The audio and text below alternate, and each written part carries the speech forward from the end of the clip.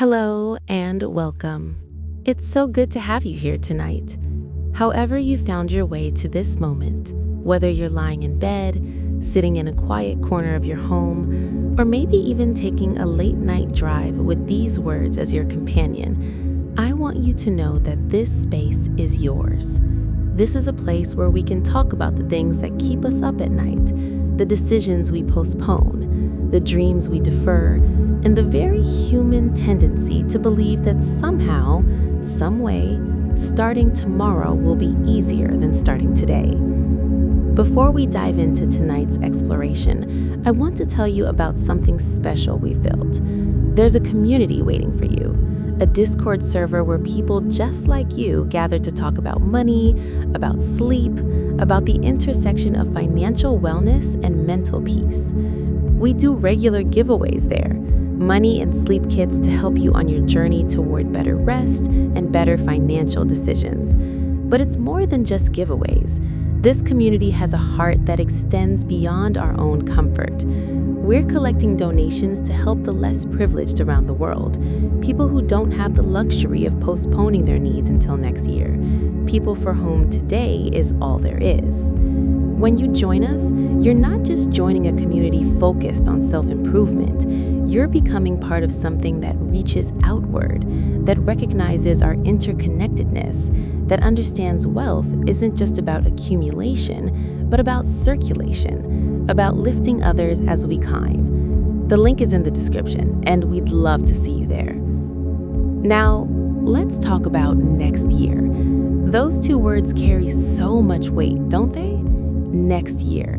It's a phrase that sounds like hope, like planning, like wisdom even. Next year, I'll start that business. Next year, I'll begin investing. Next year, I'll finally tackle that debt. Next year, I'll learn about money management. Next year, I'll start saving seriously. Next year feels safe because it's not today, and it's not the messy, imperfect present moment with all its complications and inconveniences. But here's what we're going to explore together tonight, gently, without judgment, with curiosity and compassion, the actual cost of waiting. Not just the obvious financial cost, though we'll certainly examine that, but the psychological price, the emotional toll, the opportunity cost that compounds in ways we rarely stop to calculate. We're going to look at why we do this, why our brains are wired to prefer future action over present action, and what actually happens in the space between I should and I will and I did. This isn't about making you feel guilty. Guilt is perhaps the least useful emotion when it comes to financial change. This is about understanding, about seeing clearly, about recognizing patterns that might be running your financial life from behind the scenes. Because once you see them, really see them, you can't unsee them. And that's when transformation becomes possible. Think about the last time you decided to start something next year. Maybe it was this year. Maybe last year became this year, and this year is about to become next year, and the thing you were going to start is still sitting in that perpetual future tense, never quite making it into the present moment. What was it? A budget, a side business, an investment account, a debt payoff plan, a savings goal? Take a moment and bring it to mind, not to judge yourself, but just to notice. What was the thing you were going to start next year? And here's the interesting question. What was the reason? Because there's always a reason, and it usually sounds perfectly rational. Next year, my finances will be more stable. Next year, I'll have more time. Next year, I'll know more. Next year, I'll be more ready. Next year, the circumstances will align in a way they're not aligned right now. Next year, I'll be a different person, somehow more capable, more disciplined, more knowledgeable than the person I am today. But let me ask you something else. When next year arrived and became this year, were you actually more ready? Had the circumstances aligned in the magical way you'd imagined? Or did this year bring its own complications, its own reasons to wait, its own justifications for pushing important actions into the next year? This is the cycle we're examining tonight. to break you out of it with some aggressive motivation or harsh truth, but to understand it so deeply that it naturally begins to shift. Because the truth is, you're already motivated. If you weren't, you wouldn't be here, listening to content about financial psychology at whatever hour you're hearing these words. The motivation isn't the problem. The problem is something more subtle, more interesting, and ultimately more solvable. Let's start with a story. It's about two people, and I bet you'll recognize parts of yourself in both of them. Let's call them Maya and Jordan. They're not real people, but they're made up of real patterns, real choices, real consequences that play out in countless lives every single day. Maya and Jordan both have the same realization on the same day in January 10 years ago. They're both 25 years old, both making decent money, both living paycheck to paycheck despite having no major financial catastrophes in their lives. They both have that moment of clarity where they think, I need to start investing. I need to start building wealth. I can't just keep spending everything I make. Maya decides to start immediately. She doesn't wait for the perfect moment, the perfect amount of knowledge, the perfect financial situation. She opens a retirement account that week and starts contributing $50 per paycheck. It's not a lot. It feels almost embarrassingly small compared to the investment advice she sees online, where people talk about maxing out accounts and contributing thousands per month. But she starts. $50 per paycheck, automated, forgotten about almost immediately. Jordan has the same realization, feels the same urgency, but Jordan thinks, you know what? I should really learn more about this first. I should get my budget completely dialed in. I should pay off my credit card. I should wait until I get that raise I'm expecting. I should start next year when I'm really ready to do it right. And Jordan means it. This isn't procrastination for procrastination's sake. Jordan genuinely intends to start next year when conditions are better. Next year comes, Maya has been contributing her $50 per paycheck without thinking about it much. Jordan's circumstances have changed, but not in the ways expected.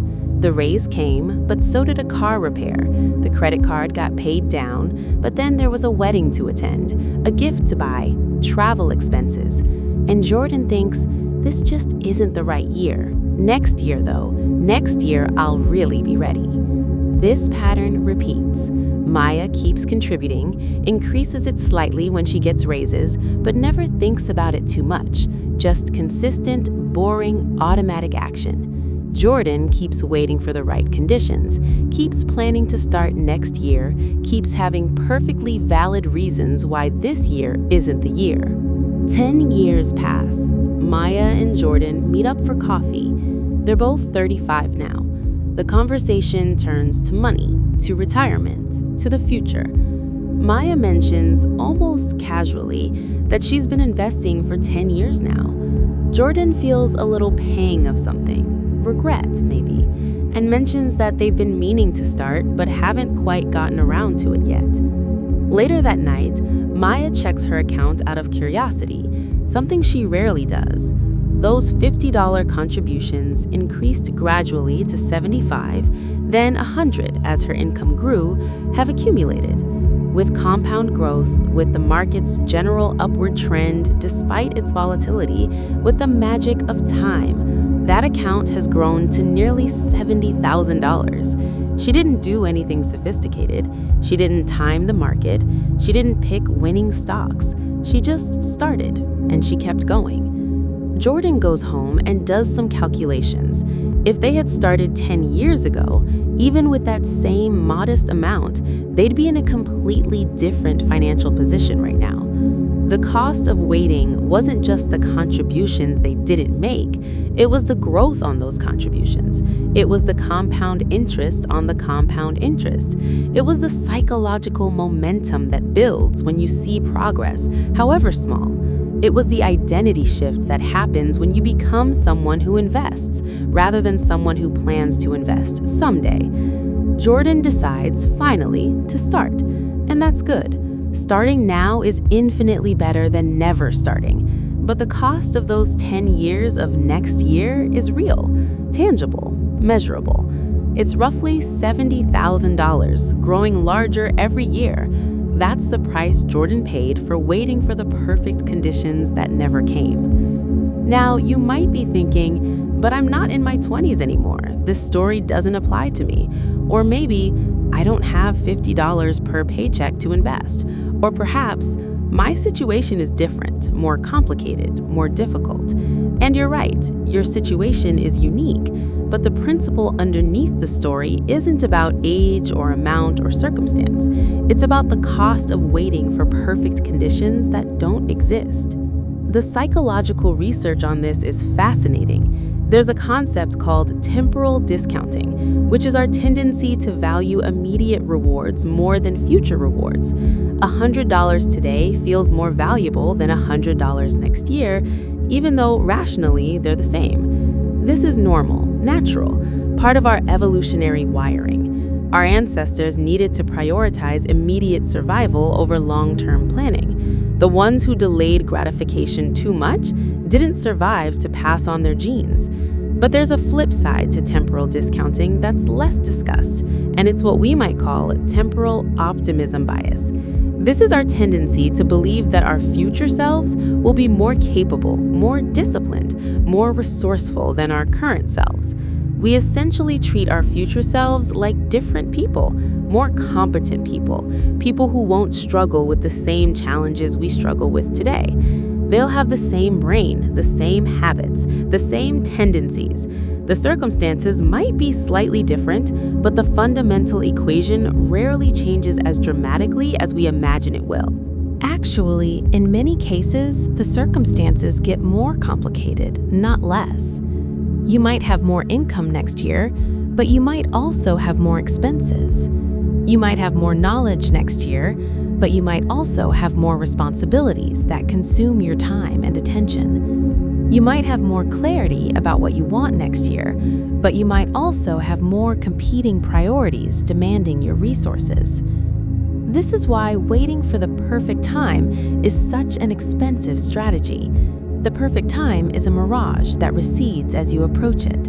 There will always be a reason to wait. There will always be something that needs to be handled first, something that makes right now slightly less than ideal for starting. Let's talk numbers for a moment, because sometimes seeing the actual cost in concrete terms makes it more real. Imagine you're 30 years old and you decide you want to retire at 65 with a reasonable nest egg. Let's say you want $1 million in today's money. With inflation, that might need to be more, but we'll keep it simple.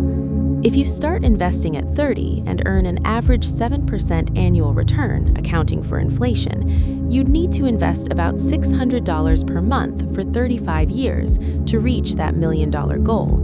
That's definitely doable for many people, though it requires commitment and discipline.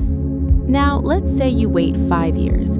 You're going to start next year, and next year, and next year, and finally, you start at 35. Now you have 30 years instead of 35. To reach that same $1 million goal, you now need to invest about $900 per month. By waiting 5 years, you've increased your required monthly contribution by 50%. That 5-year delay doesn't just cost you the contributions you didn't make, it costs you the compound growth on those contributions, and it costs you 5 fewer years of growth on all your future contributions. Wait 10 years, starting at 40 instead of 30, and you now need to invest about $1,400 per month to reach the same goal. Your required contribution has more than doubled. The cost of waiting isn't linear, it accelerates. And this is if you can invest $1,400 per month starting at 40. For many people, that's not realistic. So the practical cost of waiting isn't just a higher monthly contribution, it's a lower ultimate goal, a compromise on the future you imagined for yourself. Maybe instead of $1 million, you're now aiming for $700,000. Maybe instead of retiring at 65, you're planning to work until 70. These are real costs, measured not just in dollars, but in time, in freedom, in options. But let's zoom out from retirement investing, because that's just one example. And I know some of you are thinking, I'm nowhere near ready to think about retirement. I'm just trying to get through this month. Fair enough. The principle applies to everything. Let's talk about debt. You have credit card debt, let's say $10,000 at 18% interest. You decide you're going to tackle it next year when you're more financially stable. What does that year of waiting cost you? Well, at 18%, you'll pay about $1,800 in interest that year, just for the privilege of continuing to owe that money. That's $1,800 that could have gone toward the principal, toward actually solving the problem, but instead it went to interest, to the bank, to nothing that benefits you. And that's just the financial cost. What about the psychological cost? That debt sits in the back of your mind, creating a constant low-level stress. It affects your sleep, your relationships, your sense of possibility. It shapes the decisions you make, often in ways you don't even realize. You might turn down an opportunity because you don't feel financially secure enough.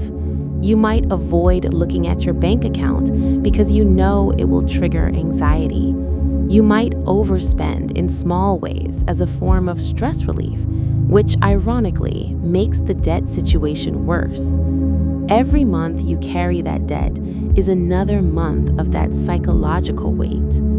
The cost isn't just the interest, it's the diminished quality of life, the narrowed sense of what's possible, the energy drained by financial stress that could have gone toward creativity, relationships, growth, joy. Or let's talk about starting a business, a side hustle, some form of income generation beyond your main job. You have an idea, something you think could work, something that genuinely interests you, but you decide you'll start it next year when you have more time, more knowledge, more capital, more certainty. What does that year of waiting cost? There's the obvious opportunity cost, the money you could have made if you'd started and it had worked, but there's also the learning cost. That year of delay is a year you could have spent learning by doing, making mistakes when the stakes are low, figuring out what works and what doesn't, building skills and knowledge and confidence. There's the network cost. You could have been meeting people, building relationships, creating opportunities that compound over time. There's the momentum cost. Starting is the hardest part, and every day you don't start, the psychological resistance to starting grows stronger. The project becomes more intimidating in your mind, more complicated, more fraught with imagined obstacles. There's the identity cost. Every day you don't take action toward the thing you say you want is a day you reinforce the identity of someone who has ideas but doesn't execute them. That identity becomes self-fulfilling. You start to believe that's just who you are, someone who dreams but doesn't do, and that belief shapes all your future behavior. I want to be clear about something though. I'm not saying there's never a good reason to wait. Sometimes waiting is genuinely the wise choice. If you're in crisis, if you're dealing with an emergency, if you genuinely lack the most basic resources necessary to start, then waiting might be the right call. The question is whether you're waiting because you truly need to, or whether you're waiting because it feels safer, easier, less scary than starting now with what you have. There's a question I've found helpful in distinguishing between wise delay and fear-based procrastination. The question is, what would need to be true for me to start? Not what would be nice, not what would be ideal, but what is the actual minimum condition that needs to be met? When people answer this honestly, they often realize their minimum conditions are already met or could be met much sooner than next year. If the answer is, I need to pay off my credit card first, okay, what would it take to pay off that credit card? If you made it a genuine priority, could you do it in 3 months instead of waiting a year? If the answer is, I need to learn more first. Okay, what specifically do you need to learn? And could you learn that in a month of dedicated study rather than vaguely planning to know more by next year?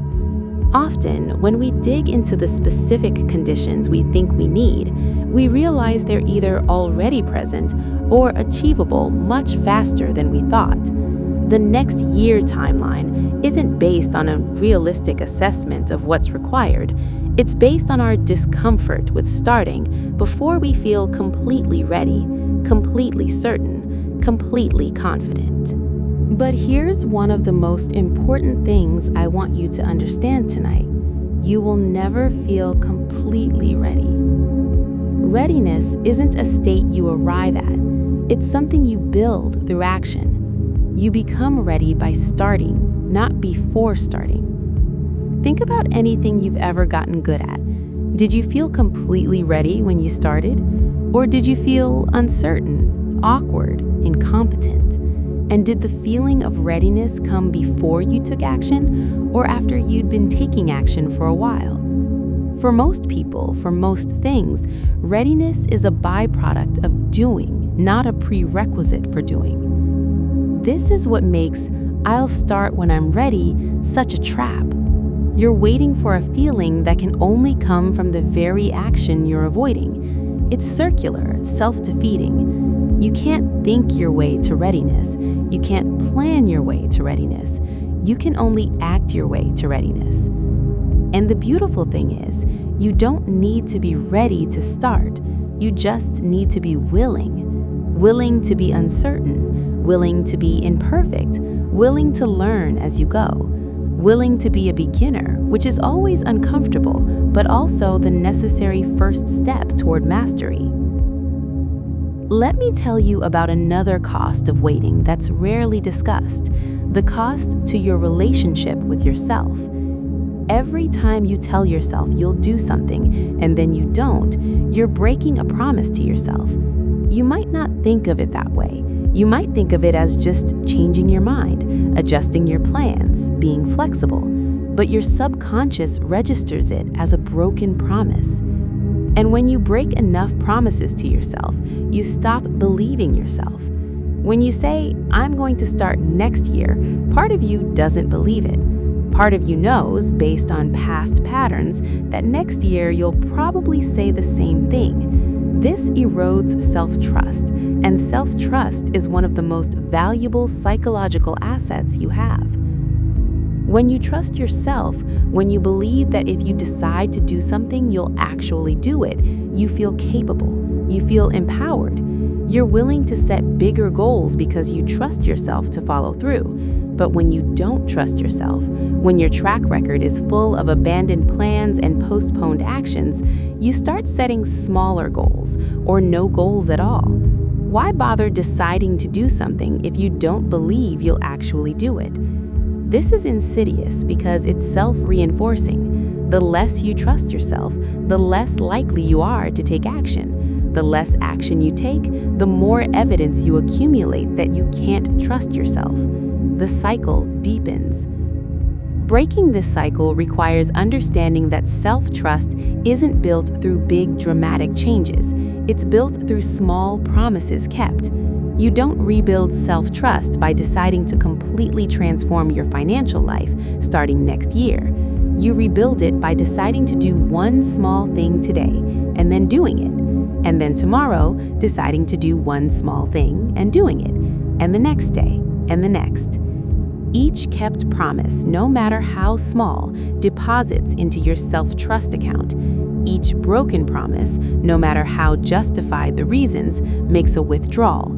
The goal isn't perfection. The goal is a positive balance, more deposits than withdrawals, a trend in the right direction. This is why starting small is often more powerful than waiting to start big. A small action taken today builds momentum and self-trust in a way that a big action planned for next year never does. The person who starts investing $20 per month today is building the habit, the identity, the psychological momentum that makes increasing that amount natural and easy over time. The person who plans to start investing $500 per month next year is building nothing except perhaps a growing sense of inadequacy as next year approaches and the plan feels increasingly unrealistic. Let's talk about another psychological cost of perpetual postponement, the cost to your sense of agency. Agency is your belief that you have control over your life, that your actions matter, that you can influence your circumstances. It's fundamental to psychological well-being. People with a strong sense of agency are more resilient, more motivated, more satisfied with their lives. People with a weak sense of agency are more prone to depression, anxiety, learned helplessness. Every time you decide to postpone action on something important, you're implicitly telling yourself that you're not in control.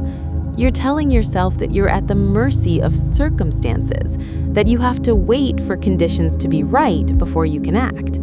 This weakens your sense of agency. The irony is that circumstances are never completely right. There will always be obstacles, challenges, inconveniences. When you wait for perfect circumstances, you're essentially waiting forever. But when you act despite imperfect circumstances, when you start even though conditions aren't ideal, you're reinforcing your sense of agency. You're telling yourself that you have power, that you can influence your situation, that you're not helpless. This has ripple effects throughout your life. The agency you build by taking financial action despite fear or uncertainty transfers to other domains.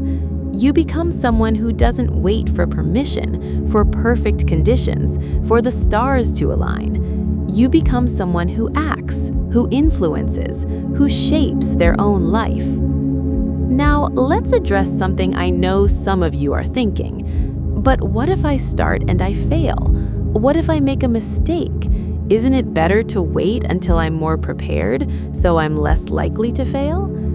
This is such a common fear, and it's based on a fundamental misunderstanding of how learning and growth actually work. You're going to make mistakes whether you start now or next year.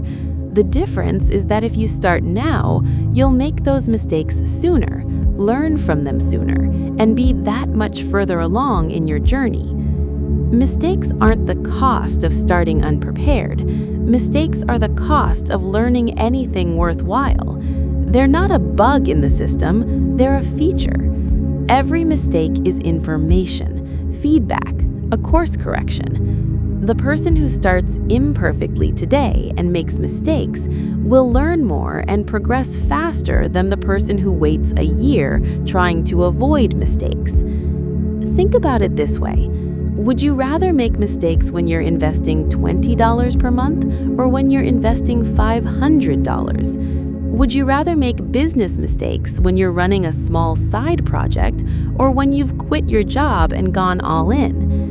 Would you rather make budgeting mistakes when you're managing $2,000 per month or when you're managing $10,000? Starting small and early means making mistakes when the stakes are low, when you can afford to learn, when failure is instructive rather than catastrophic.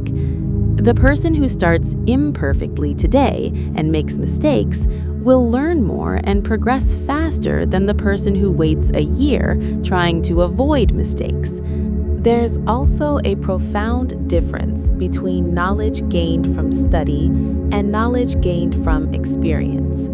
You can read 100 books about investing, but until you actually put money in the market and watch it fluctuate, until you experience the emotional reality of seeing your balance drop during a downturn, until you make actual decisions with actual consequences, you don't really know what you're doing. You just know about what you're doing. The same is true for any financial skill.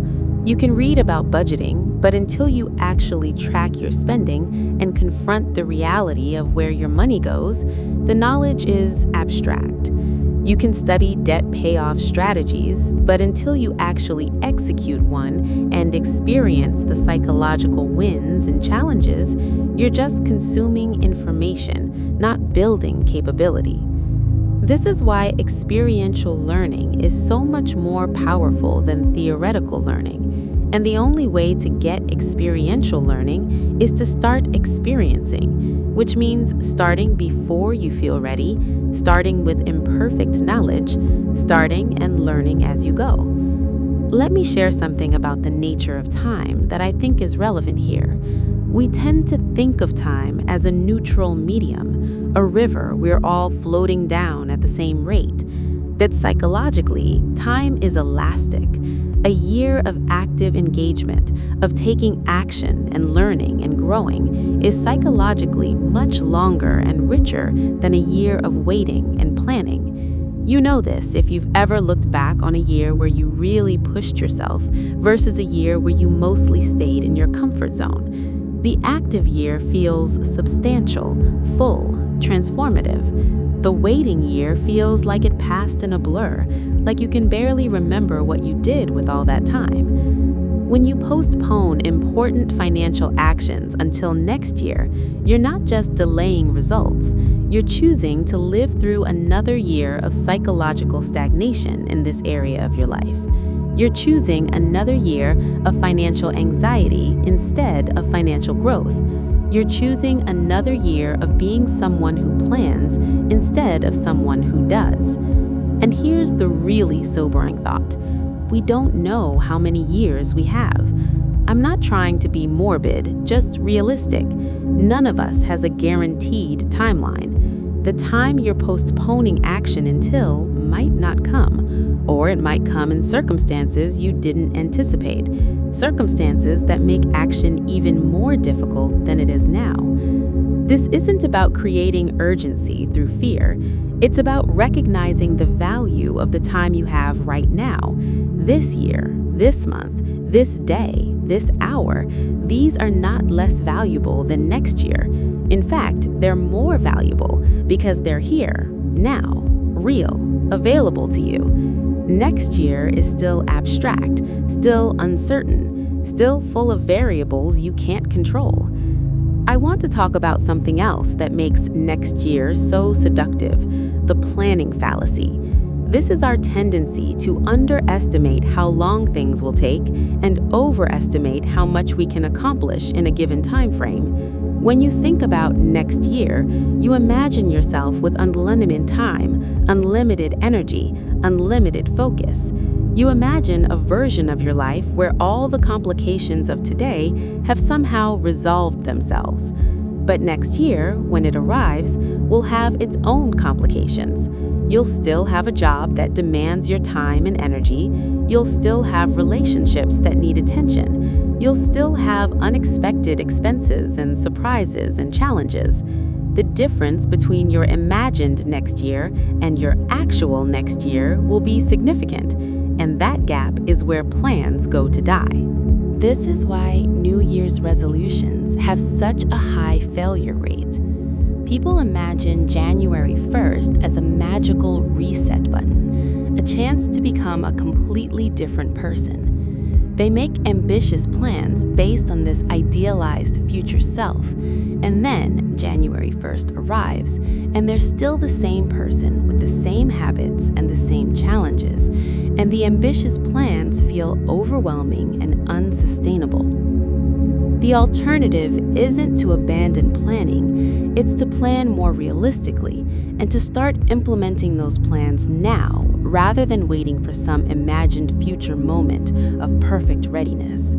If you want to save money, don't plan to save $500 per month starting next year.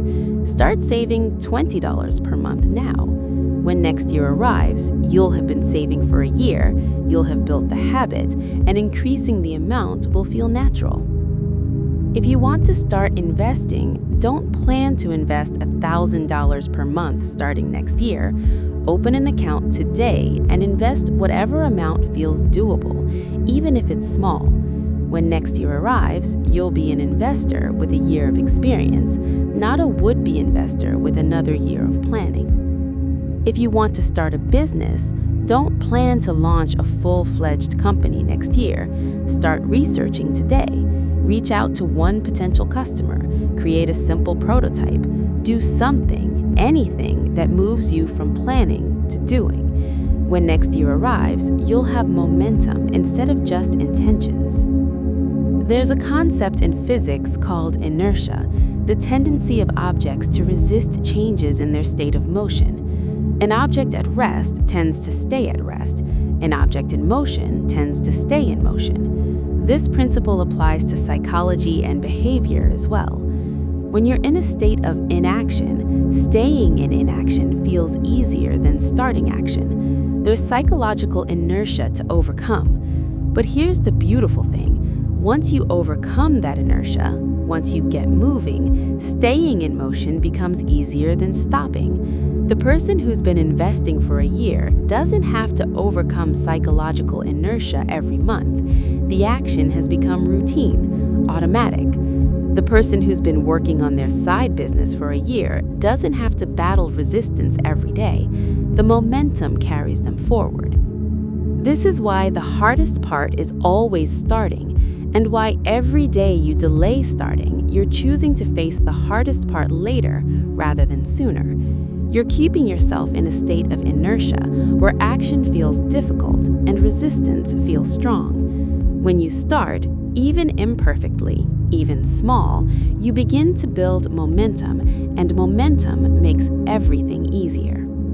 Let's talk about the social cost of waiting. We live in a world where our financial decisions are increasingly visible, if not in detail, then in their effects. The person who starts building wealth in their 20s has different options in their 30s than the person who waited. The person who starts a business in their spare time has different opportunities than the person who only thought about it. I'm not talking about keeping up with the Joneses or comparing yourself to others in unhealthy ways.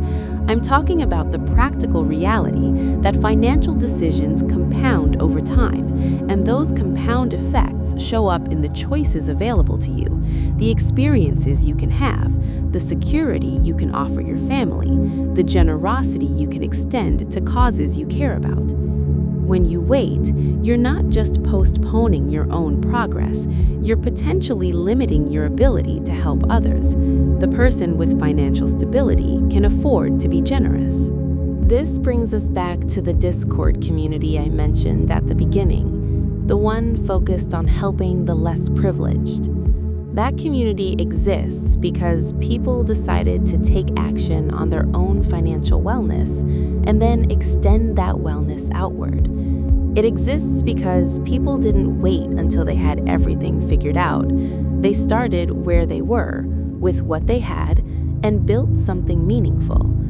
You could be part of that, not next year, now. Whatever your financial situation, you can start taking small actions that compound over time into significant impact, both for yourself and for others. I want to address something that might be uncomfortable but important, the role of fear in financial procrastination. We often mask fear with rational-sounding excuses. I need to learn more sounds better than I'm scared I'll make a mistake. I'll wait until I have more money sounds better than I'm afraid of what it means to commit to this. Next year will be better sounds more hopeful than I'm terrified of failing. But the fear doesn't go away by waiting. If anything, it grows. The longer you avoid something, the scarier it becomes. The resistance builds. What might have been mild anxiety if you'd started immediately becomes paralyzing fear after months or years of avoidance. The only way through fear is through. Not around, not over, not under. Through. And the way through is action. Small action, imperfect action, scared action. You take the action while feeling the fear, and the fear diminishes. Not before you act, but because you act. This is so important to understand. Waiting for the fear to go away before you act is like waiting for the ocean to calm before you learn to swim. The fear is part of the process. It's not a sign you should wait. It's a sign you're on the edge of growth, that you're about to do something that matters. I've noticed a pattern in how people talk about their financial regrets. Rarely does someone say, "I regret starting too early." They don't say, "I wish I'd waited longer before I started investing, before I started that business, before I tackled that debt." The regrets almost always go the other way. "I wish I'd started sooner. I wish I hadn't waited so long. I wish I'd known then what I know now." But here's the thing, you do know now. Maybe not everything, but you know enough. You know that waiting has a cost. You know that compound growth works in your favor when you start early and against you when you wait.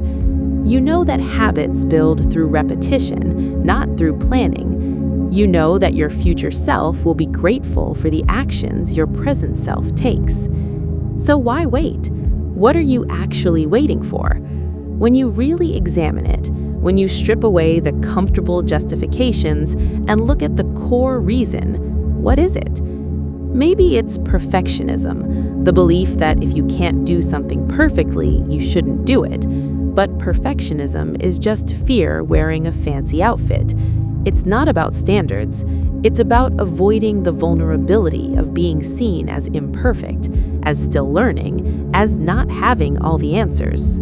Maybe it's shame about your current financial situation. You feel like you should already know this stuff, should already be further along, should already have your financial life together. So, you avoid looking at it, avoid taking action, because action would require confronting how far you are from where you think you should be. But shame is a terrible motivator and an even worse advisor. Shame keeps you stuck. Shame says you're not good enough to start. Shame says you should hide and wait until you've somehow fixed yourself without taking any action to fix yourself. Shame is a liar. The truth is, wherever you are financially is where you are, not where you should be, not where you wish you were, but where you actually are. And the only way to get from where you are to where you want to be is to start moving, right now, with what you have, with what you know, imperfectly, messily, bravely. Maybe you're waiting because you're overwhelmed. There's so much to learn, so much to do, so many different paths you could take. How do you choose? How do you know which action is the right one? Here's a secret. There isn't one right action. There are many possible paths to financial wellness, and most of them work if you stick with them. The difference between successful paths isn't usually the path itself.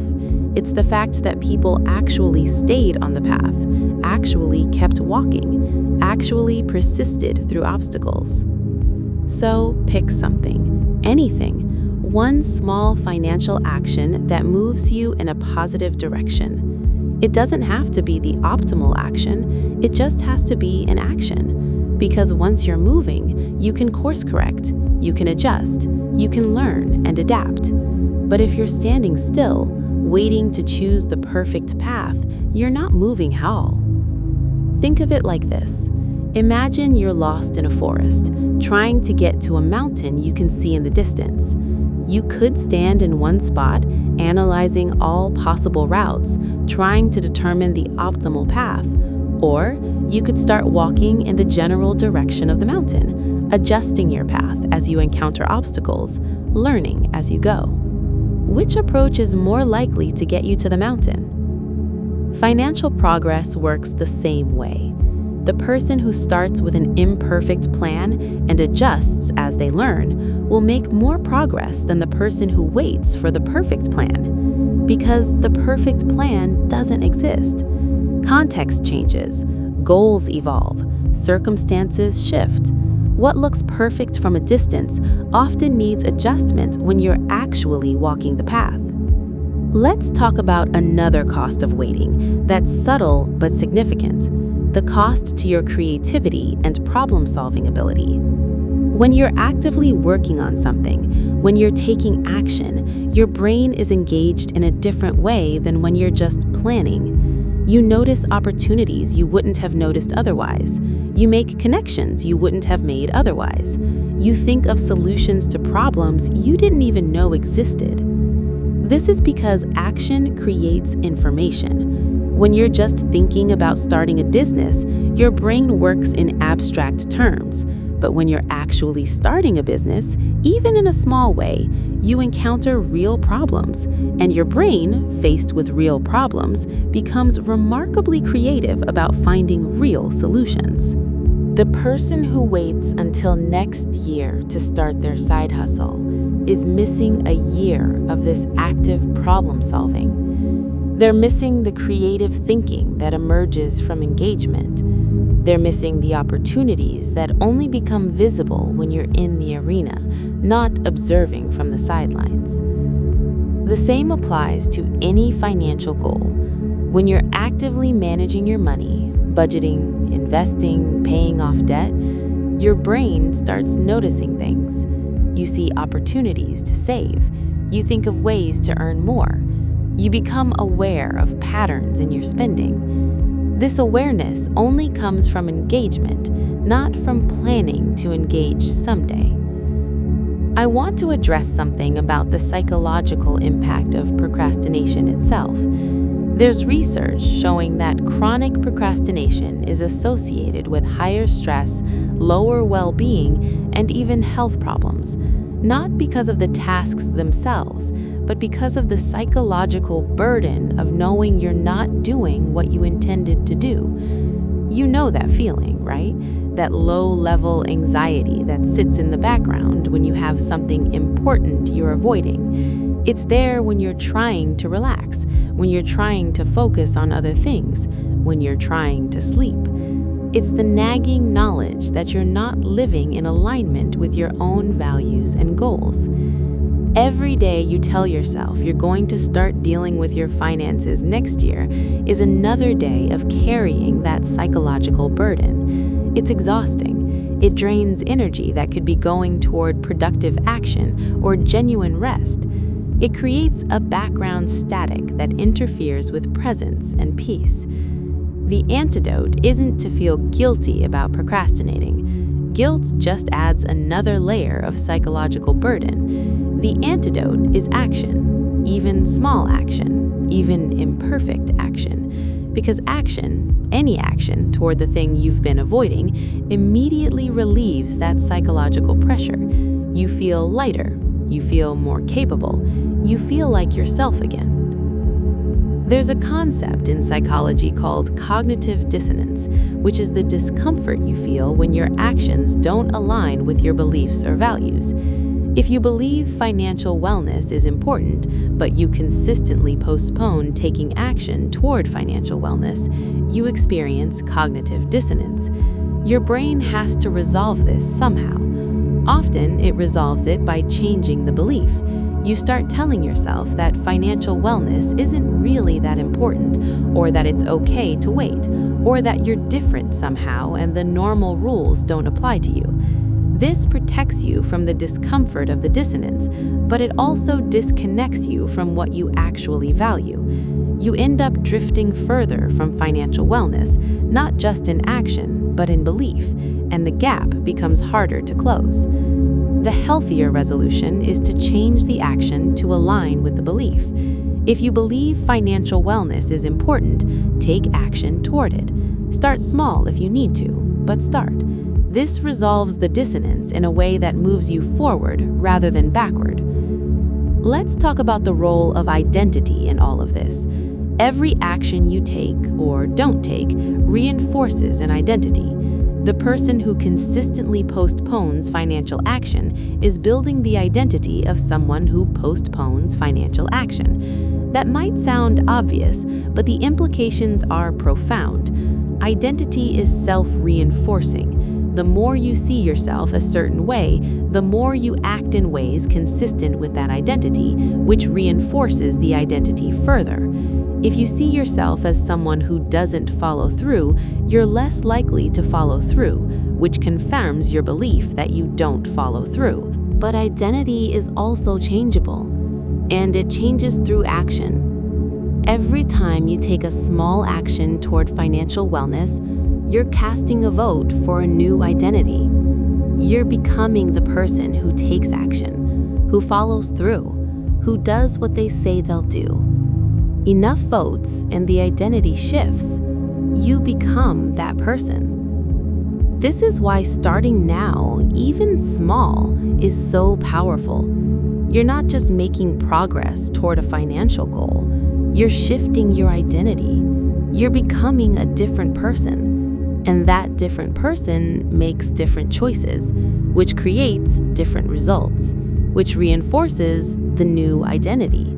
It's a positive spiral, but you have to take the first step to initiate it. Waiting until next year means another year of reinforcing the old identity, another year of accumulating evidence that you're someone who plans but doesn't execute, another year of that identity becoming more entrenched, more difficult to change. I want to acknowledge that for some of you, the resistance to starting isn't just psychological. There are real material constraints. Maybe you're in survival mode, barely making ends meet, dealing with a crisis. If that's you, I want to be clear. This isn't about pushing yourself to do something you genuinely can't do. It's about being honest about the difference between can't and won't, between genuine inability and fear-based resistance. If you're truly in crisis, the action you need to take might not be starting to invest or launching a business. It might be asking for help, accessing resources, making one small decision that improves your situation even slightly. The principle still applies. Small action now is better than big plans for later. But the action needs to be appropriate to your actual circumstances. For most people, though, the constraints are more psychological than material. It's not that you can't afford to save $20 per month. It's that you feel overwhelmed and don't know where to start. It's not that you literally don't have time to work on that side project. It's that you're scared it won't work out and you'll feel stupid for trying. These are real obstacles, absolutely. Psychological barriers are real barriers, but they're surmountable, and they're surmounted through action, not through waiting. You don't think your way past fear, you act your way past it. Let me tell you about the concept of marginal gains. This comes from the world of sports, particularly cycling, where a coach named Dave Brailsford revolutionized the British cycling team by focusing on improving every aspect of performance by just 1%. Not dramatic changes, just small, marginal improvements across dozens of variables. The result? The British cycling team went from mediocrity to dominance, winning multiple Olympic golds and Tour de France titles. The power wasn't in any single 1% improvement. It was in the compound effect of all those small improvements together and over time. This principle applies perfectly to personal finance and financial psychology. You don't need to make dramatic changes. You don't need to completely transform your life overnight. You need to make small improvements consistently and let them compound. Start tracking your spending, just that one thing. That's maybe a 1% improvement in your financial awareness. Start saving $20 per month automatically, another 1% improvement. Read one book about investing. Listen to one podcast about money management. Have one conversation with your partner about financial goals. Each of these is small, manageable, doable right now, not next year. But together, compounded over time, they transform your financial life. And because each action is small, the psychological resistance is minimal. You're not trying to become a completely different person overnight. You're just making one small improvement, and then another, and then another. This is so much more sustainable than the next year I'll completely transform my financial life approach, which typically leads to overwhelm, burnout, and abandonment. Small, consistent actions beat dramatic, unsustained efforts every single time. There's also something to be said about the value of learning through failure. We've touched on this, but it's worth exploring more deeply. One of the reasons people wait to start is the fear of making mistakes, of losing money, of looking foolish. But mistakes are how we learn the most valuable lessons.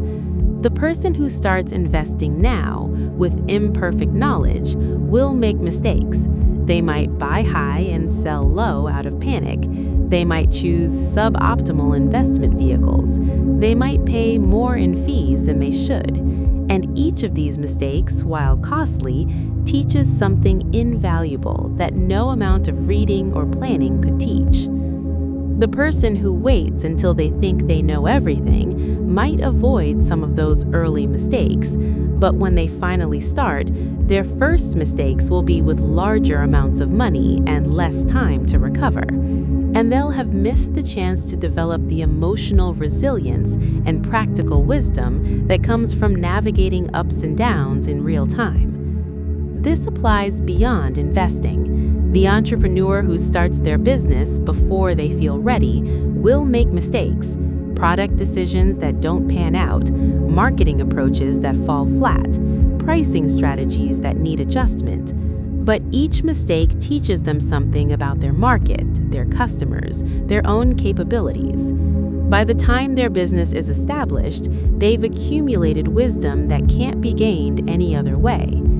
The person who waits to start until they've minimized all possible mistakes never accumulates this wisdom. They might launch with fewer obvious errors, but they lack the depth of understanding that comes from real experience with real consequences. So failure isn't something to avoid by waiting. It's something to embrace sooner rather than later, when the stakes are lower and the lessons more affordable. Let's talk about the relationship between time and money, because this is fundamental to understanding the cost of waiting. Time and money are both resources, but they're different in a crucial way. You can always make more money, but you can't make more time. Time is the ultimately finite resource. When you're young, you're rich in time and often poor in money. This is actually ideal for building wealth, because time is what makes compound growth work. You don't need a lot of money if you have a lot of time. Small amounts invested early become large amounts through the magic of decades of compound growth. As you age, the equation shifts. You have more money, hopefully, but less time. To achieve the same financial outcomes requires more money, because there's less time for compound growth to work its magic. This is why starting late is so expensive. You have to make up in dollars what you've lost in years. Every year you wait to start is a year of your finite time that you can't get back. Money lost can be regained. Time lost is gone forever. When you really internalize this, when you feel it in your bones, the cost of waiting becomes viscerally clear. You're not just postponing action, you're spending your most valuable, non-renewable resource, time. I want to talk about something that might feel counterintuitive. Sometimes, the best time to start is when it's hardest, when your finances are a mess, when you're overwhelmed, when you feel least capable. That's often when starting, even in the smallest way, can have the most transformative impact. Because starting when things are hard forces you to start small and simple. You can't overcomplicate it because you don't have the bandwidth. You have to focus on the essential action, the one thing that will actually move the needle. And often, that's exactly what you need. Not a complicated 47-point financial plan, but one simple action, repeated consistently. Starting when things are easy can actually be a trap. You have bandwidth to overthink, to complicate, to research endlessly without acting. You can fall into analysis paralysis because you have the mental space for it. When things are hard, you don't have that luxury. You have to act, simply and directly, and that's often more effective. Plus, there's something powerful about taking control when you feel out of control. Financial chaos can feel overwhelming, like you're powerless in the face of circumstances. But when you take one small action, even in the midst of chaos, you reclaim agency. You remind yourself that you're not helpless, that you can influence your situation, that your actions matter. This builds momentum and confidence in a way that starting from a stable, comfortable place doesn't. When you act despite difficulty, you prove something to yourself. You become someone who doesn't wait for perfect conditions. You become someone who acts regardless. That's a powerful identity to build. Now, I want to address the social and cultural pressures around financial decisions, because these play a role in why people postpone action. We live in a culture that often emphasizes instant gratification and visible consumption over long-term planning and delayed gratification. Saving money isn't sexy. Budgeting isn't fun to talk about at parties. Paying off debt doesn't come with social accolades. But starting a business, that gets attention. Making a lot of money, that's impressive. Having expensive things, that's visible and gets noticed.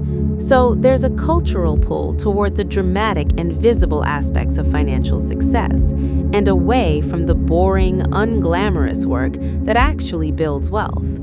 This creates a weird dynamic where people postpone the boring fundamentals like saving and budgeting while fantasizing about the exciting outcomes like launching a startup or making a killing in the stock market.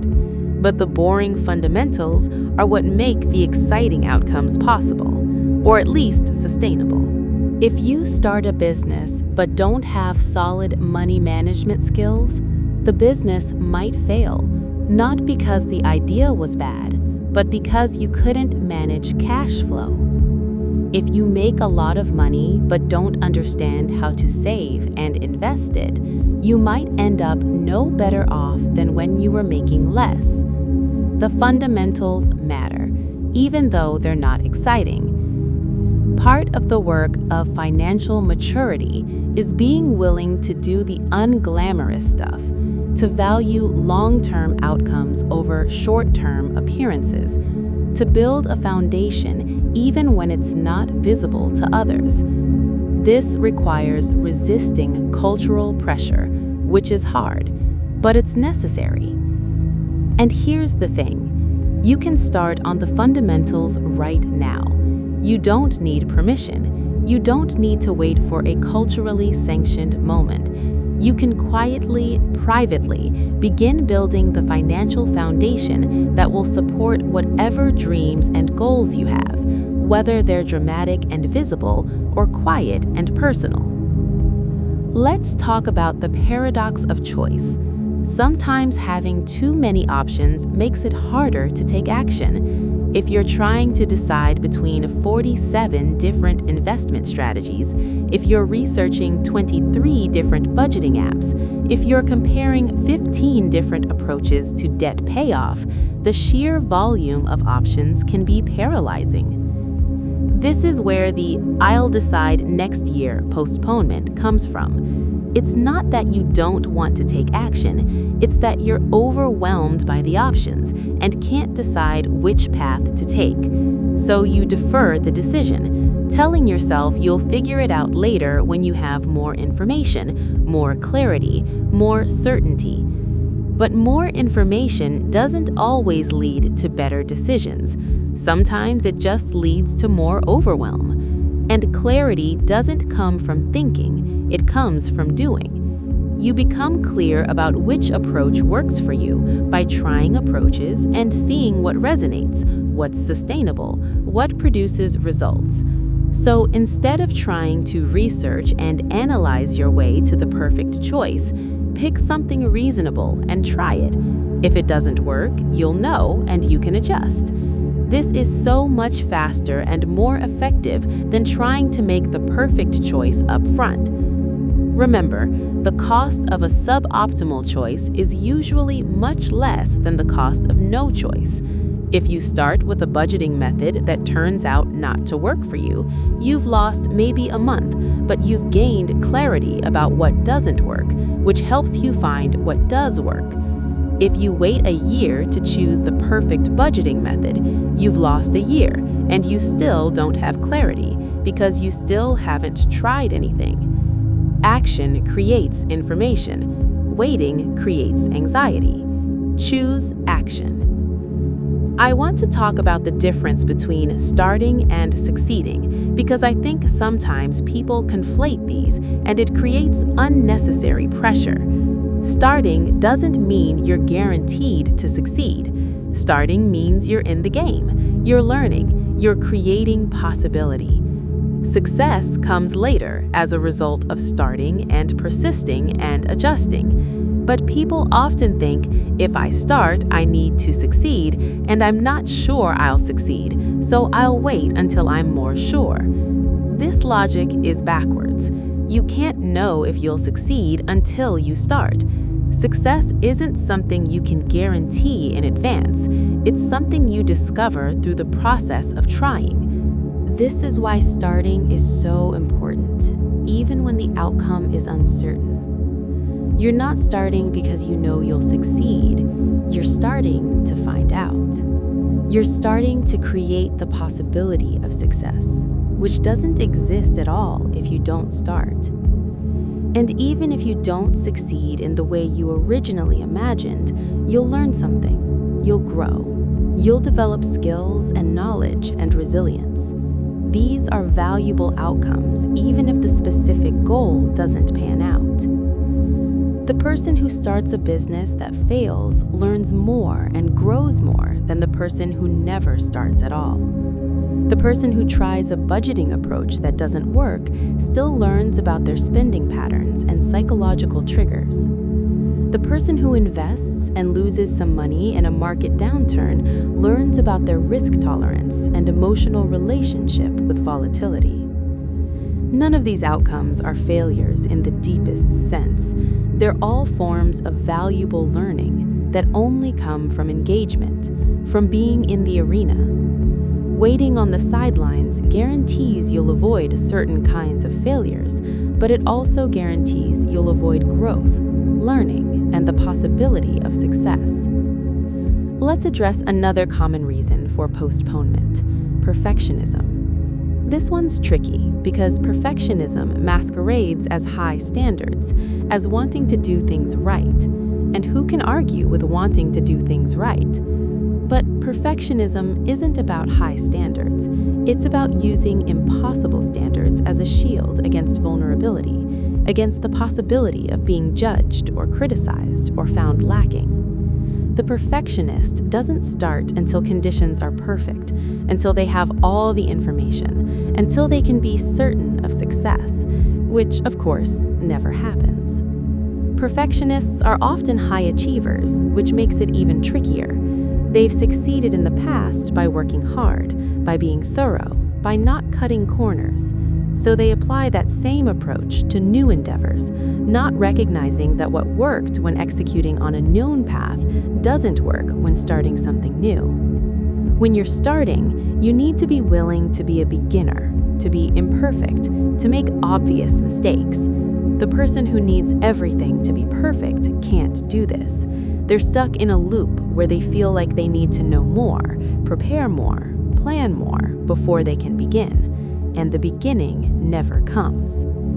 If this resonates with you, if you recognize perfectionism in your financial procrastination, the antidote is deliberate imperfection. Set a goal of starting imperfectly. Open an investment account and put in a ridiculously small amount, an amount that feels almost embarrassing in its smallness. The point isn't the amount. The point is breaking the perfectionist pattern, proving to yourself that imperfect action is possible and even beneficial. Or create a budget that you know is rough and incomplete. Don't try to track every penny, just track the big categories, roughly. The point is to start the practice of budgeting, not to create the perfect budget. Perfection can come later if it needs to come at all. First, you need to start. Each time you take imperfect action and the world doesn't end, you weaken perfectionism's hold on you. You build evidence that imperfection is survivable, that mistakes are manageable, that you're still okay even when you're not perfect. This is liberating in a way that's hard to describe if you haven't experienced it. Now let's talk about accountability, because this is a tool that can help bridge the gap between intention and action. It's easy to break promises to yourself, to push things to next year when there's no one else involved. But when you involve others, when you create external accountability, it becomes harder to postpone. This is one of the reasons communities like the Discord I mentioned earlier are valuable. When you share your goals with others, when you update them on your progress, when you see them taking action, it creates a form of positive pressure that makes follow-through more likely. You might think, I should be able to do this on my own. I shouldn't need external accountability. But that's perfectionism again, the belief that you should be some idealized version of yourself that doesn't need support or structure. The reality is, humans are social creatures. We're influenced by our social context. Using that to your advantage isn't a weakness, it's wisdom. Find someone to share your financial goals with. Join a community. Post updates about your progress. The specifics don't matter as much as the fact that you're creating some form of external accountability that makes postponement harder and action easier. And there's a beautiful reciprocal effect here. When you share your journey, you often inspire others to start their own. Your action becomes a catalyst for someone else's action. This creates a positive ripple effect that extends far beyond your individual progress. Let's talk about the emotional complexity of money, because this underlies a lot of financial procrastination. Money isn't just a neutral tool, it's wrapped up with our sense of worth, our family history, our fears and hopes and identities. For many people, looking at their financial situation means confronting these complex emotions, and that's uncomfortable. Maybe you grew up in poverty and money feels scarce and anxiety-inducing. Maybe you grew up wealthy and feel guilty about money. Maybe your parents fought about money and now it triggers relationship anxiety. Maybe you've made mistakes with money in the past and feel shame. Whatever your emotional relationship with money, if it's fraught, you're going to avoid dealing with it. Postponing financial action becomes a way of avoiding emotional discomfort. I'll deal with this next year really means I'll feel these uncomfortable feelings next year. But of course, next year you'll still want to avoid those feelings, so the postponement continues. The way through this isn't to pretend the emotions don't exist or to try to make them go away before you take action. The way through is to acknowledge the emotions, to be curious about them, to take action while experiencing them. This is hard, but it's the only way forward. You might need support with this. A therapist, a financial counselor, a trusted friend, someone who can help you navigate the emotional terrain as you deal with the practical financial stuff. This isn't weakness. This is recognizing that financial wellness isn't purely rational. It's psychological, emotional, deeply human. And here's something important. The emotional discomfort of avoiding your finances is often worse than the emotional discomfort of dealing with them. The anxiety of not knowing, of avoiding, of breaking promises to yourself. that's a chronic, low-grade stress that affects everything. The discomfort of actually looking at your financial situation, making a plan, taking action, that's acute but time-limited. It's intense, but it passes. Most people, once they finally face what they've been avoiding, feel relief. That wasn't as bad as I thought. Why did I wait so long? The monster in the closet is always scarier than the reality in the light. Let me share something about the power of environment in shaping behavior. If you want to change your financial behavior, one of the most effective things you can do is change your environment to make the desired behavior easier and the undesired behavior harder. Want to save money? Automate transfers to savings so it happens without requiring willpower. Want to invest? Set up automatic contributions so you don't have to decide each month whether to invest. Want to stop overspending? Remove saved payment information from shopping sites so there's friction between impulse and purchase. These environmental changes remove the need for constant willpower and decision-making. They make the right choice the default choice, and defaults are powerful. Most people go with the default most of the time. This is important because it means you don't have to wait until you feel more disciplined or more motivated. You can change your environment now, today, and let the environment do the work of changing your behavior. You don't need to become a different person, you just need to set up systems that support the person you want to become. And the beautiful thing is, as you start to see results from these environmental changes, as your savings grow, as your investments compound, as your debt decreases, you start to identify as someone who makes good financial decisions. The identity follows the behavior, which was enabled by the environment. It's a positive spiral that starts with simple changes you can make right now, not next year. Let's revisit the concept of opportunity cost, because I want to make sure this is really clear. Every choice has an opportunity cost, which is the value of the next best alternative you gave up. When you choose to postpone financial action until next year, the opportunity cost is everything you could have gained by starting now. This isn't just financial.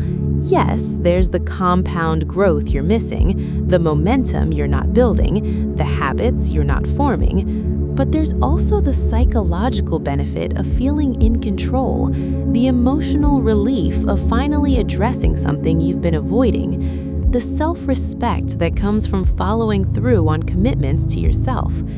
There's the ripple effect into other areas of your life. When you take control of your finances, you often feel more empowered to make changes in other areas. The agency you build transfers. The discipline you develop compounds. The identity you cultivate affects everything. All of this is the opportunity cost of waiting. And it's not theoretical, it's real.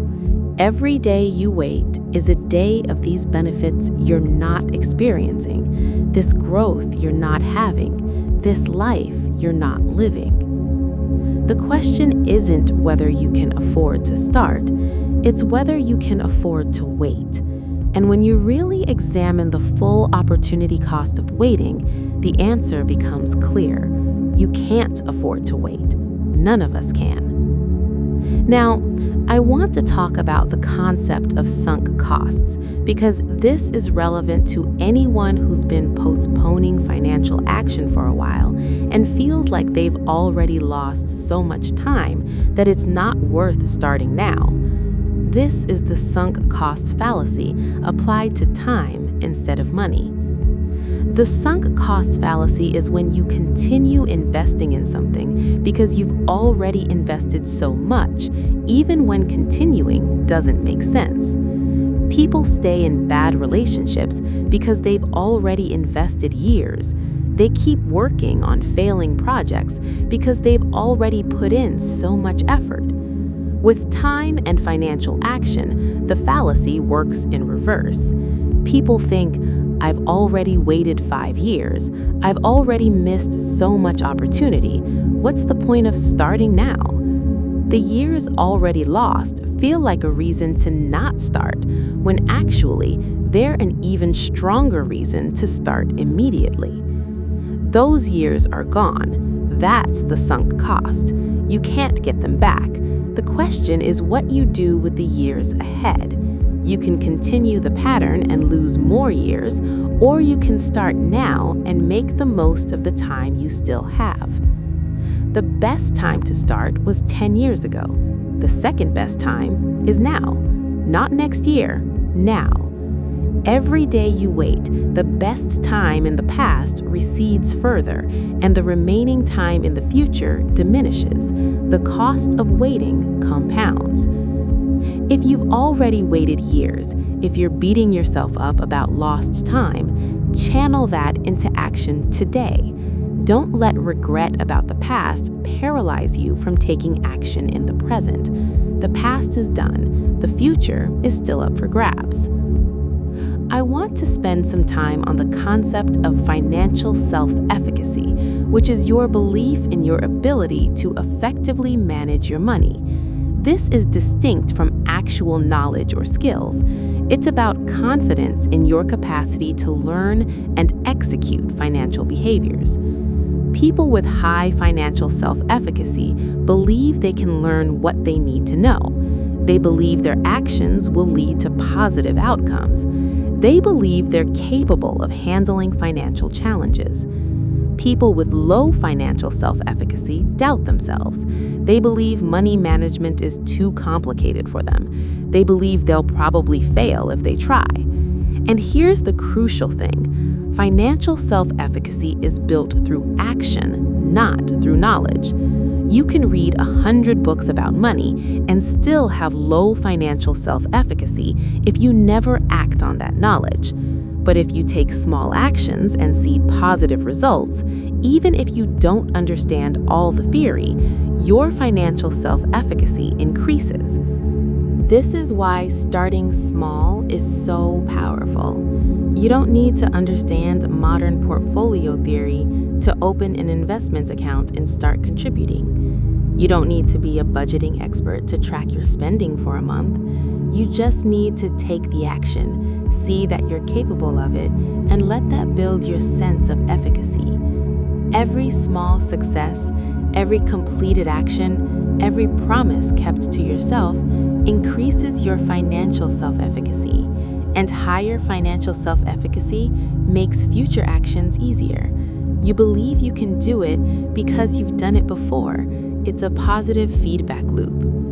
Waiting until next year doesn't build financial self-efficacy. If anything, it erodes it. Every postponed action is evidence that you're not someone who follows through, that you're not capable of managing money, that financial wellness is beyond you. This is devastating to self-efficacy, and low self-efficacy makes action even harder. It's a negative feedback loop. The way out is to take small actions now, today, to start building evidence of capability, to begin the positive feedback loop. Your financial self-efficacy is not fixed. It's malleable. You can increase it, but only through action. Let's talk about the role of specificity in turning intentions into actions. Often when people say, "I'll start next year," what they really mean is, "I'll vaguely do something related to money at some undefined point in the future." This kind of vague intention almost never translates into action. But when you get specific, "I will open a Roth IRA on January 15th and set up an automatic monthly contribution of $75, the intention becomes actionable. There's a clear what, when, and how. This makes follow-through dramatically more likely. If you've been postponing financial action, try getting radically specific. Not, "I'll start saving next year," but "I will set up an automatic transfer of $20 per paycheck to a savings account, and I will do this on Tuesday at 7 p.m. after dinner." The specificity removes ambiguity and creates a clear path from intention to action. This works for any financial goal. Be specific about what you'll do, when you'll do it, and how you'll do it. Write it down, put it in your calendar, create external reminders. Remove as much friction and ambiguity as possible between your current state and the desired action. And then, crucially, do it when you said you would. Not next year, not when you feel more ready, when you said you would. This keeps the promise to yourself and builds self-trust and self-efficacy. Now I want to address something that might be relevant for some of you: the relationship between financial procrastination and other forms of procrastination. Often, if you're postponing financial action, you're probably postponing other important actions too. Maybe health-related, maybe relationship-related, maybe career-related. This isn't a coincidence. Procrastination is often a pattern, a coping mechanism for dealing with discomfort, uncertainty, or fear, and that pattern shows up across multiple domains of life. If you can address the pattern in one area, it often becomes easier to address it in other areas too. So, taking action on your finances, even small action, can have effects beyond your finances. You're not just improving your financial situation, you're challenging the procrastination pattern itself. You're proving to yourself that you can do hard things, that you can start before you feel ready, that you can tolerate discomfort in service of long-term goals. This is powerful. It's why financial wellness is often a catalyst for broader life changes. People start getting their money in order, and then they start eating better, exercising more, improving relationships, pursuing career goals. It's all connected. The procrastination pattern is like a dam holding back a river. Once you break through in one place, the energy flows. Address financial procrastination, and you might find yourself addressing procrastination everywhere. Let's talk about the importance of self-compassion in this process.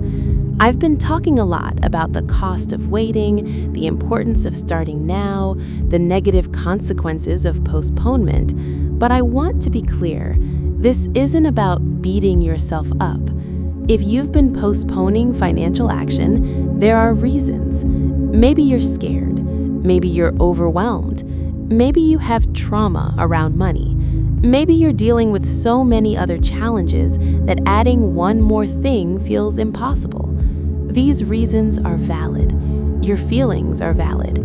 Your struggles are real. Self-compassion isn't about excusing inaction. It's about treating yourself with the kindness and understanding you'd offer a good friend in the same situation. It's about recognizing that you're doing your best with the resources and knowledge and capacity you currently have. From a place of self-compassion, change becomes easier. When you're not weighted down by shame and self-criticism, you have more energy for actual action. When you treat yourself with kindness, you're more willing to be vulnerable, to try, to risk failing. So yes, start now, start today. But do it from a place of self-compassion, not self-punishment. Start because you care about your future, not because you hate your past. Start because you believe you deserve a better financial future, not because you're inadequate in the present. This shift in motivation from self-criticism to self-compassion makes sustainable change much more likely. You're not white-knuckling through financial discipline because you're broken and need to fix yourself. You're taking loving action on your own behalf because you matter and your future matters. I want to talk about celebration because this is something people often overlook. When you take financial action, especially when you've been postponing it, celebrate. Acknowledge the win. Give yourself credit. This isn't frivolous. Celebration reinforces the behavior. It tells your brain, this is good, we should do more of this. It makes the next action easier because it's associated with positive feelings. It doesn't have to be big. It can be as simple as pausing to feel good about what you did. telling someone you trust, writing in a journal about your progress. The point is to mark the moment, to acknowledge that you did something difficult and important. Most people are good at celebrating big milestones, paying off all debt, reaching a savings goal, launching a business. But the small actions that lead to those milestones deserve celebration too. You automated a savings contribution? That's worth celebrating. You tracked your spending for a week? Celebrate. You learned something new about investing? Celebrate. Each small celebration builds momentum and positive association. It makes financial action feel good instead of feeling like deprivation or punishment. And when something feels good, you do more of it. So don't wait until you've achieved some big goal to celebrate. Celebrate the small steps. Celebrate starting. Celebrate showing up. Celebrate every action that moves you forward. Let's address the elephant in the room. What if you start and you fail? What if you take action and it doesn't work out? What if you make mistakes or lose money or look stupid? First, let me reframe failure. In the context of learning and growth, there's no such thing as failure, only feedback. Every outcome, even the ones you didn't want, gives you information. You learn what doesn't work, which helps you figure out what does work. Thomas Edison famously said he didn't fail at making the light bulb thousands of times. He successfully found thousands of ways that didn't work. Each failure was progress toward the solution. This mindset shift is crucial. When you take financial action and the outcome isn't what you hoped, you haven't failed, you've learned. You have more information now than you did before. You can adjust, iterate, try something different. This is the process. It's supposed to be messy and imperfect. Second, the alternative to risking failure is guaranteed stagnation. If you never try, you never fail, but you also never succeed. You never learn, you never grow. Is avoiding failure worth accepting stagnation? For most people, when they really think about it, the answer is no. Third, most financial failures are recoverable. Unlike some domains where mistakes can be catastrophic, most financial mistakes can be learned from and moved past. You invest poorly and lose some money, painful, but you still have the ability to earn more money and make better investment decisions going forward. You start a business that doesn't work out, you've gained skills and experience that transfer to future endeavors. Obviously, there are some truly catastrophic financial mistakes you want to avoid. Taking on massive debt for a clearly doomed venture, putting your entire net worth on a risky bet, that kind of thing. But most of the mistakes beginners make are much smaller and more survivable. They sting, but they don't destroy you. So yes, you might fail in some way, and that's okay. It's part of the process. It's how you learn. It's the price of entry for growth and eventual success. Don't let fear of failure keep you from starting. Let the inevitability of occasional failure inform how you start. Small, manageable, with stakes low enough that mistakes are learning opportunities rather than catastrophes. I want to return to something we touched on earlier, the illusion of future certainty. When you postpone action until next year, you're implicitly assuming you know what next year will look like. You assume you'll have more time, more money, more stability, more clarity. But you don't actually know this. Life is inherently uncertain. Next year might bring unexpected challenges, a job loss, a health issue, a family crisis. Any of these could make it harder, not easier, to take financial action. Or next year might bring unexpected opportunities that you're not financially prepared to take advantage of because you didn't start building your financial foundation this year. The point isn't to scare you with worst-case scenarios. It's to recognize that postponing action based on assumptions about future conditions is always a gamble. You're betting that the future will be more conducive to action than the present. Sometimes that bet pays off. Often it doesn't. The present, for all its imperfections, has one huge advantage. It's real. It's here. It's knowable. You can act in it. The future is abstract, uncertain, malleable. Building plans around an uncertain future while neglecting the certain present is backwards. So act in the present you actually have, not the imagined future you hope for. Make decisions based on current reality, not projected conditions. Start with what's in front of you, what you actually know, what you can actually control. This doesn't mean you don't plan for the future. It means you don't postpone present action based on assumptions about future conditions. Plan, absolutely, but execute in the now.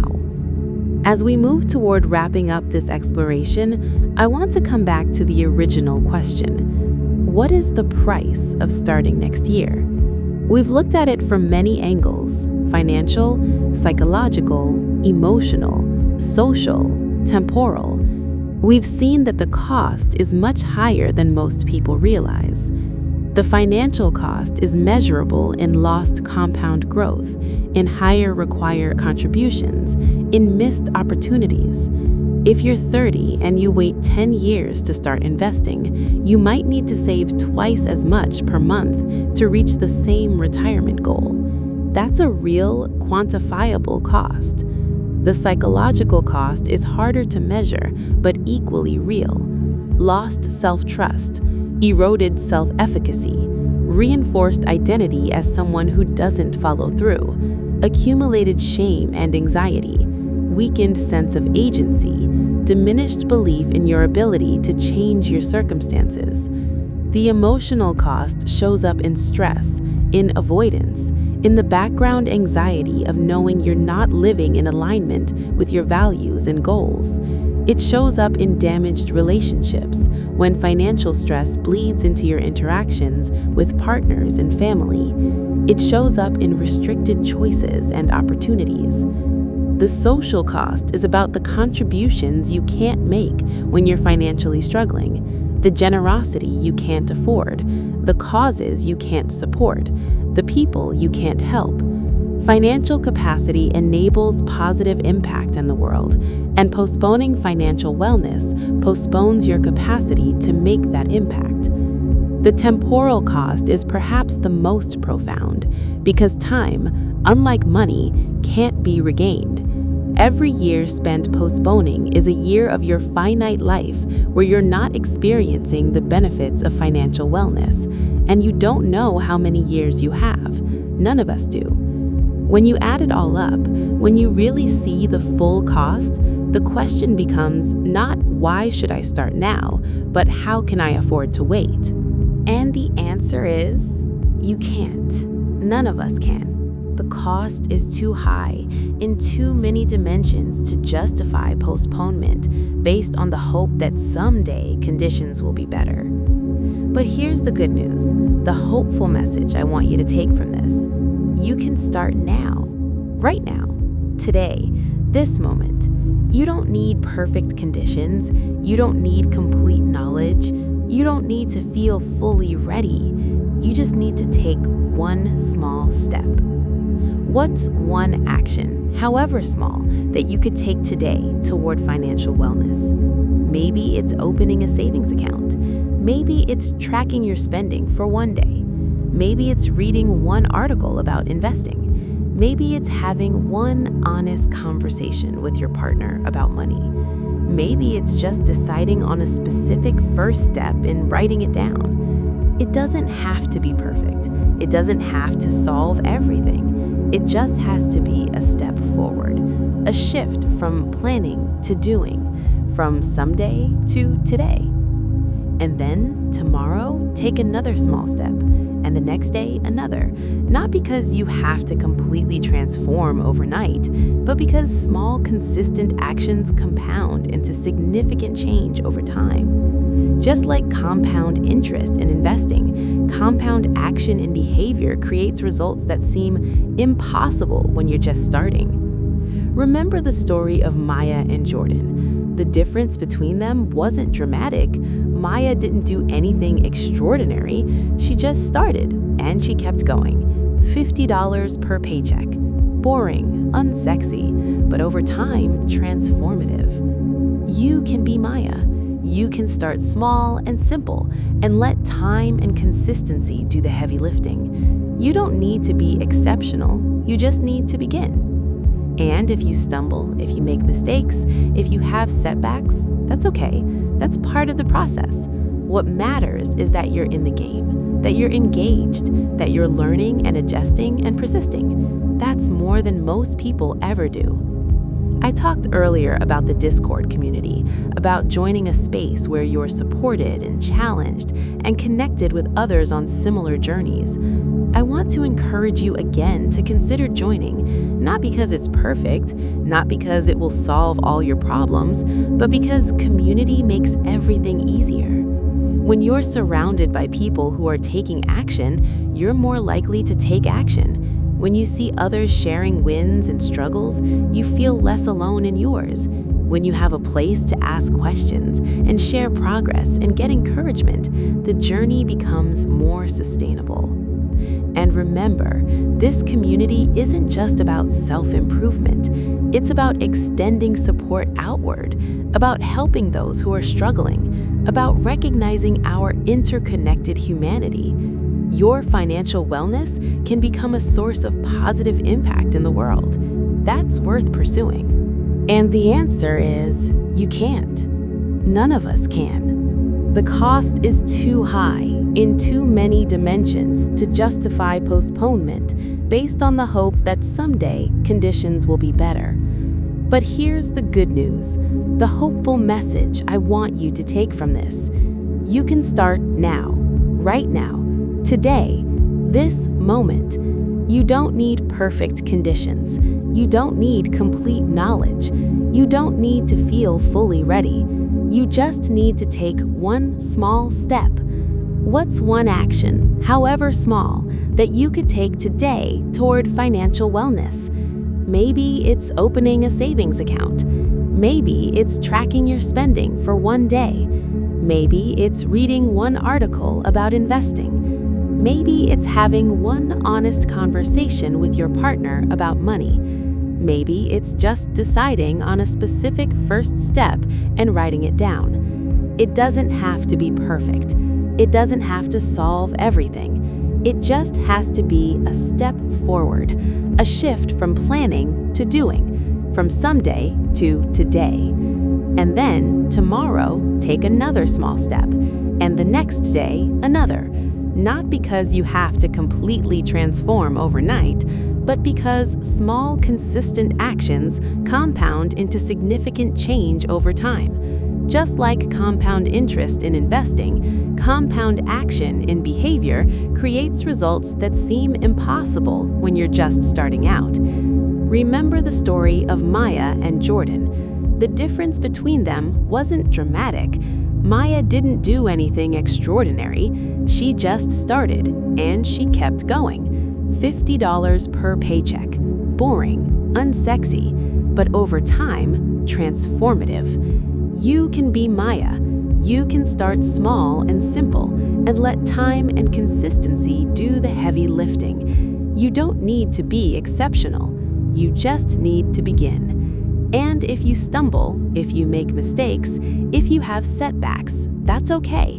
That's part of the process. What matters is that you're in the game, that you're engaged, that you're learning and adjusting and persisting. That's more than most people ever do. I talked earlier about the Discord community, about joining a space where you're supported and challenged and connected with others on similar journeys.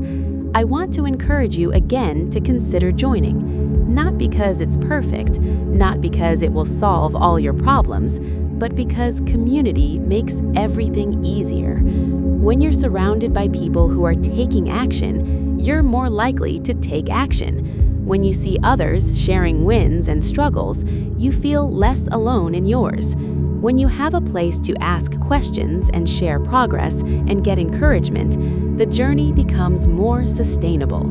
And remember, this community isn't just about self-improvement. It's about extending support outward, about helping those who are struggling, about recognizing our interconnected humanity. Your financial wellness can become a source of positive impact in the world. That's worth pursuing. As we close, I want to acknowledge that listening to a long script about the cost of financial procrastination might have brought up difficult feelings. Maybe regret about time already lost. Maybe anxiety about how far behind you feel. Maybe overwhelm about where to start. Those feelings are valid. Feel them. Don't push them away, but don't let them stop you from taking action. Feel the regret and act anyway. Feel the anxiety and act anyway. Feel the overwhelm and act anyway. Because on the other side of that action, even small action, is relief, is pride, is hope, is momentum. Those feelings are waiting for you, but you can only access them through action, not through more thinking or more planning or more waiting. The price of starting next year is too high. You've seen that now. You understand the full cost across multiple dimensions. You can't unsee it, and that's good. That knowledge, that clarity, can be the catalyst for change. But knowledge alone doesn't change anything. Only action changes things. So what will you do? Not next year, not next month, not next week. Today. What will you do today? It doesn't have to be big. In fact, it's better if it's small. Small is doable. Small is sustainable. Small builds momentum without triggering overwhelming resistance. Small actions, repeated consistently, create compound results. So pick one small thing, commit to it, do it, and then tomorrow, pick another small thing. Keep going. One day at a time, one action at a time, one step at a time. You don't need to have it all figured out. You don't need a perfect plan. You don't need ideal conditions. You just need to start, and you can start now. The journey of 1,000 miles begins with a single step. You've heard that before, probably, but have you really internalized it? Have you let yourself really feel the truth of it? You don't need to see the whole path. You just need to take the next step. And here's something beautiful. The act of starting, of taking that first step, often brings clarity about the next step. You don't need to figure out the whole journey in advance. You just need to start walking, and the path reveals itself. This is true for financial journeys just as much as any other kind. You don't need to have your entire financial plan mapped out before you start. You just need to take the first action, and that action will inform the next action, which will inform the next. Trust the process. Trust yourself. Trust that you have the capacity to learn and grow and figure things out as you go, because you do. You absolutely do. Think about everything you've already learned in your life, everything you've already figured out, all the challenges you've already navigated. You did all of that without having it perfectly planned out in advance. You started, you learned, you adjusted, you kept going. You can do the same with your financial life. You are more capable than you think, more resourceful than you believe, more resilient than you know. And you prove these things to yourself through action, not through thinking or planning or waiting for the perfect moment. So as you're drifting off to sleep tonight, or as you're winding down your day, I want you to think about one thing you'll do tomorrow, one small financial action. Not next year, tomorrow. Maybe you'll open that investment account you've been thinking about. Maybe you'll track your spending for one day. Maybe you'll read one article about a financial topic you don't understand. Maybe you'll have one honest conversation about money. Maybe you'll set up one automatic transfer to savings. Whatever it is, make it specific, make it doable, make it real. And then, tomorrow, do it. Keep the promise to yourself. Start building that self-trust, that momentum, that identity as someone who acts. And know that when you do, you're not just changing your financial trajectory, you're changing your relationship with yourself. You're proving that you're someone who follows through, who takes control, who doesn't wait for perfect conditions that never come. You're becoming the person who starts now, not next year. And that person, that version of you who acts despite fear and uncertainty and imperfection, is powerful. That person creates change. That person builds the life they want rather than waiting for it to arrive. That person is who you can become starting tomorrow. Starting with one small action, one step forward, one promise kept. The price of starting next year is too high, but the reward of starting now is immeasurable. It's not just about money, it's about who you become in the process. It's about the life you create through consistent action. It's about the pride and peace and possibility that come from living in alignment with your values and goals. You deserve that, you're worth that, and you can have that, but only if you start, only if you choose action over postponement, now over next year, imperfect progress over perfect stagnation. So, choose. Choose action. Choose now. Choose yourself. Choose the future you want to create rather than the future that happens to you by default. And know that you're not alone in this. There's a whole community of people taking the same journey, facing the same fears, working through the same challenges. We're all in this together, figuring it out as we go, supporting each other, celebrating wins, learning from setbacks. Join us. Start. Keep going. Build the financial life and the overall life that you truly want. Not someday, not next year, now. Because you can, because you're capable, because the cost of waiting is too high and the reward of starting is too valuable to postpone any longer. Sleep well tonight, knowing that tomorrow is a new opportunity to start, to act, to become. And may you wake up ready to take that one small step that begins your journey toward financial wellness and all the peace, freedom, and possibility it brings. Thank you for being here. Thank you for listening. Thank you for being willing to examine these hard truths and consider a different path forward. You've got this. Truly, you do. Now, go prove it to yourself, one small action at a time, starting tomorrow. Sweet dreams, and here's to the future you're about to create through action, starting now.